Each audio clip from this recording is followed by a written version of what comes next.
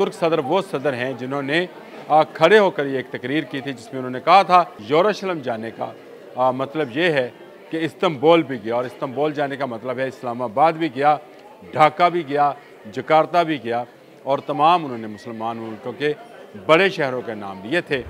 सिर्फ बैतुल मुक़द्दस के जाने का मकसद जो मतलब है वो ये है कि तमाम इस्लामी दुनिया के तमाम मुल्क जो हैं इसके लपेट में आएंगे, और इसी मिशन को लेकर वो निकले हैं और उन्होंने अब पाकिस्तान का दौरे का आगाज़ कर दिया है। पाकिस्तान, तुर्की, ईरान और इस्लामी दुनिया के बाकी ममालिक मिलकर एक बड़ा इस्लामी इत्तेहाद बनाने जा रहे हैं। ये फ़ौजी इत्तेहाद होगा, एक पर हमला सब पर हमला तस्वर होगा।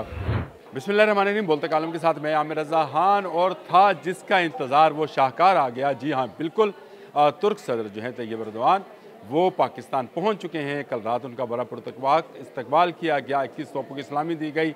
JF-17 थंडर के तैयारों ने उनके तैयारों को अपने हसार में लेकर पाक सरजमीन पर उतारा, और ये दौरा बहुत सारे दिलों को जो है दहका गया है और दहला गया है, क्योंकि तुर्क सदर वो सदर हैं जिन्होंने खड़े होकर ये एक तकरीर की थी जिसमें उन्होंने कहा था कि यरूशलेम जाने का मतलब ये है कि इस्तांबुल भी गया, और इस्तांबुल जाने का मतलब है इस्लामाबाद भी गया, ढाका भी गया, जकार्ता भी गया, और तमाम उन्होंने मुसलमान मुल्कों के बड़े शहरों के नाम लिए थे कि इनके एक शहर के जाने का यानी सिर्फ बैतुल मुक़द्दस के जाने का मकसद जो मतलब है वो ये है कि तमाम इस्लामी दुनिया के तमाम मुल्क जो हैं इसके लपेट में आएंगे, और इसी मिशन को लेकर वो निकले हैं और उन्होंने अब पाकिस्तान का दौरे का आगाज़ कर दिया है। और ना सिर्फ ये दौरे का आगाज़ है बल्कि ये उस बड़े इस्लामी इत्तेहाद का आगाज़ है, या उसका आप समझ लें आज फीता जो है कट गया है, जिसका ख्वाब उम्मत मुस्लिमा 1921 से देख रही है, जब खिलाफत का खात्मा हुआ था इस्तांबुल में, ये खात्मा हुआ था, और आज इस्तांबुल से ही एक आलमी इस्लामी ताकत बनाने का जो है ख्वाब देखा गया है। और इसके लिए तैयब एर्दोआन पहले इंडोनेशिया गए, मलेशिया गए, और अब वो पाकिस्तान में मौजूद हैं। और इसको बड़े तनाज़र में देखा जाए तो एक बड़ा इस्लामी इत्तेहाद जो है बिल्कुल बनने के करीब आ गया है। आज जो जिन मुलाकातें होंगी सदर पाकिस्तान से, वज़ीर आज़म से, आर्मी चीफ से, उन तमाम मुलाकातों में एक एजेंडा है, और वो मुश्तरका इस्लामी दिफाई निज़ाम बनाना है। ये सिर्फ तैयब एर्दोआन नहीं आए बल्कि तुर्क कमांडोज़ भी इस वक्त पाक सरजमीन पर मौजूद हैं, जो पाकिस्तानी कमांडो SSG कमांडोज़ के साथ मिलकर एक ट्रेनिंग प्रोग्राम जो है वो कर रहे हैं। और उन मशकों का अखबार भी जो है वो किसी और व्लॉग में मैं आपको बताऊँगा। लेकिन असल मुद्दा ये है कि पाकिस्तान, तुर्की, ईरान और इस्लामी दुनिया के बाकी ममालिक मिलकर एक बड़ा इस्लामी इत्तेहाद बनाने जा रहे हैं। ये फ़ौजी इत्तेहाद होगा, एक पर हमला सब पर हमला तस्वर होगा, एक का दिफा सब का दिफा होगा।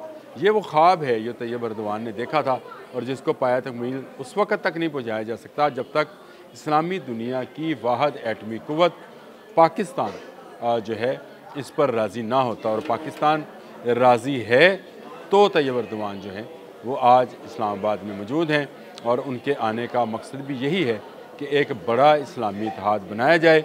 क्या नहीं है इस इत्तेहाद के पास? इस इत्तेहाद के पास एटमी क़ुव्वत है, इस इत्तेहाद के पास मिसाइल टेक्नोलॉजी, इस इत्तेहाद के पास जहाज़ बनाने की सलाहियत मौजूद है, इस इत्तेहाद के पास उस जज्बे का जिसका ज़िक्र किया जाता है कि उस जज्बे में शहादत सबसे पहले आती है, वो जज्बा मौजूद है। इस इत्तेहाद के पास बैतुल मुक़द्दस को महफूज करने का जज्बा मौजूद है, इसको हिजाज़ को महफूज करने का जो है जज्बा मौजूद है। तो इस जज्बे को लेकर तैयब एर्दोआन इस वक्त पाकिस्तान की सरजमीन पर मौजूद हैं। आज के दौरे में होने वाली तमाम मुलाकातें इसी मुद्दे को लेकर बाहमी तजारत और बाहमी सिक्योरिटी को लेकर होंगी, और इसमें आने वाले वक्त में इस इत्तेहाद के अंदर चाइना भी शामिल हो जाएगा, क्योंकि चीन के मफादात भी पाकिस्तान, ईरान और तुर्की से होकर यूरोप पहुँचते हैं। चीन कोई इस्लामी मुल्क तो नहीं है, लेकिन इस वक्त एक अच्छी प्रोटेक्शन इस्लामी ममालिक को अगर मिल सकती है तो वो CPEC 1 और CPEC 2 जैसे मनसूबों के मुकम्मल करने में है, जिससे मईशत मजबूत होगी। और मईशत के मजबूत होने का मकसद ये है कि हम वर्ल्ड बैंक, IMF और अमेरिका जैसे ममालिक के चुंगल से आज़ाद होकर अपनी आज़ाद खर्चा पॉलिसी बनाने के काबिल होंगे, और उसके लिए एक मजबूत मईशत का होना बेइंतहा ज़रूरी है और इस मज़बूत मीशत को बनाने के लिए सी पैक जैसे मनसूबे जो हैं शुरू किए हैं।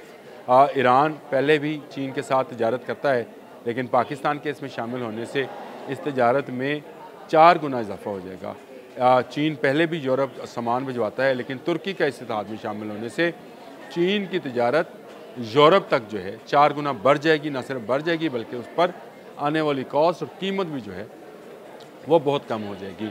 और एक ताजर को क्या चाहिए होता है, तो चीन इस पूरे इस्लामी इत्तेहाद की प्रोटेक्शन के साथ खड़ा है और आने वाले वक्त में जो देखा जा रहा है कि रूस भी इसमें शामिल हो जाएगा।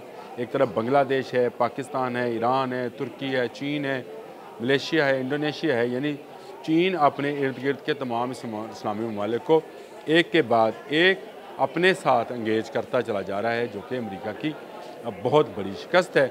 और इस शिकस्त के ची बची होकर ही डोनाल्ड ट्रंप जो है वो गज़ा पर कब्ज़ा करना चाहते हैं। लेकिन आने वाले वक्त में जो फ्यूचर को देख रहे हैं, जो फ्यूचर विजन रखते हैं, उनका कहना है कि बहुत जल्द सऊदी अरब भी इसमें शामिल होगा। सऊदी अरब भी अपनी सरमायाकारी करना चाहता है पाकिस्तान के अंदर। उसके लिए जो शहज़ादा सलमान, मोहम्मद बिन सलमान है, वो किसी हद तक इस पे एग्री भी हैं।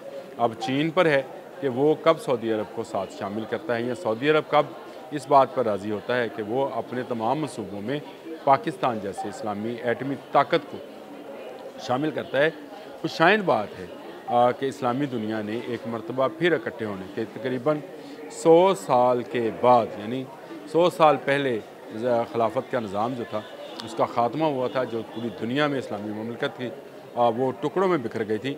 और अब पूरे 100 साल के बाद, यानी 104 साल कह दें, 100 साल के बाद दोबारा एक इस्लामी इत्तेहाद बनने जा रहा है। गो इसमें तमाम ममालिक जो हैं वो खुद मुख्तार रहेंगे, लेकिन सबका दिफा एक होगा और सबके साथ जंग करने का, किसी एक के साथ जंग करने का मतलब जो है वो सबके साथ जंग करना होगा।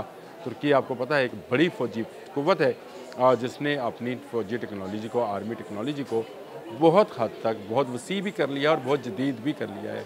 अब तो वहाँ रोबोटिक जो हैं सोल्जर्स वो भी तैयार कर लिए गए हैं, और टैंक्स उनके मैंने आपको अल्ट्रा टैंक के मतलब बताया था। और वहाँ पे नेटो के हवाले से उनके पास ऐसी टेक्नोलॉजीज़ है जो किसी और इस्लामी मुल्क के पास नहीं है। उसका कुछ मुकाबला जो है वो पाकिस्तान करता है। तो इसका मतलब है पाकिस्तान और तुर्की, ईरान अगर मिल जाएं तो ये नाकाबिले तस्खीर एक ग्रुप बनने जा रहा है जो किसी से तस्खीर नहीं होगा। और इसी की तकलीफ़ ना सिर्फ अमेरिका को है, भारत को है, इसराइल को है, इन तमाम ममालिक को इसकी तकलीफ़ है। इस्लामी ममालिक क्यों इकट्ठे होने जा रहे हैं? लेकिन चलें 100 साल बाद ही सही, इस्लामी ममालिक को ख्याल तो आया कि एक पर हमला सब पर हमला और एक का दिफा सब का दिफा होगा। ये इत्तेहाद एक खुशाइंद ख़बर है जो मैं आपको पहुँचा रहा हूँ। आज के लिए इतना ही। अल्लाह।